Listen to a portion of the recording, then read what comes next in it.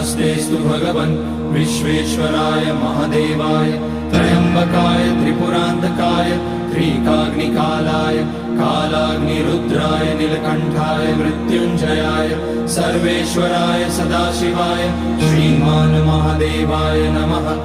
ॐ नमः शम्भवाय च मयोभवाय च नमः शङ्कराय च मयस्कराय च नमः शिवाय च शिवतराय च। ॐ त्र्यम्बकं यजामहे सुगन्धिं पुष्टिवर्धनम् उर्वारुकमिव बन्धनान् मृत्योर्मुक्ष्यमामृतात्।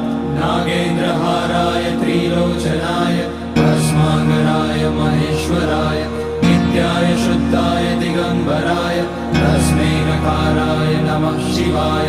मन्दाकिनी सलिलचन्दन चर्चिताय नन्दीश्वर प्रमथनाथ महेश्वराय